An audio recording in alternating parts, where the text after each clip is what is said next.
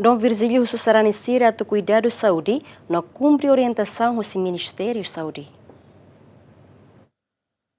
Dom Virgílio Cardeal do Carmo da Silva, SDB, Husu Emahoto atu mantém cuidado saúde ligado ao circular Ministério Saúde nian, nebe fossai onaba público katak, desde início tinari rua Ruanulo Recém Lima, e a ona aumento o surto Covid-19 e a mundo tomak no dadaune, designa nudar variante fon nebe halo hela monitoramento. Noi konaba saúde, hanesa emadenka saúde, haunia saúde e haunia liman. Nebe hanesa fat agora ita rona quando vai dane, ita ida mantém hatene quando vai o insa prevene quando vai ter saúde.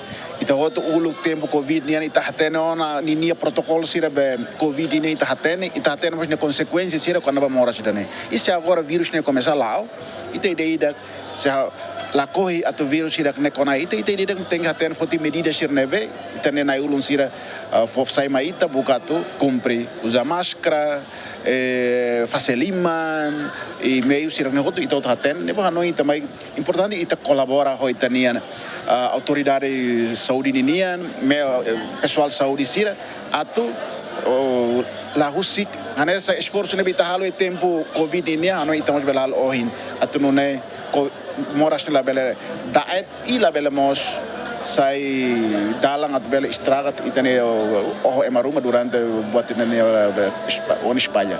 Mas que Timor-Leste Ministério Saúde detecta a tendência para moras respiratório, não lá a evidência com a variante fonsira ka surto ruma, mas be medidas preventivas sira continua crucial. Também o Ministério Saúde Husu Emahoto atu mantém calma, informado, proativo, não exige responsabilidade cidadão hotu atu continua manter em prática básico sira com a prevenção para qualquer moras.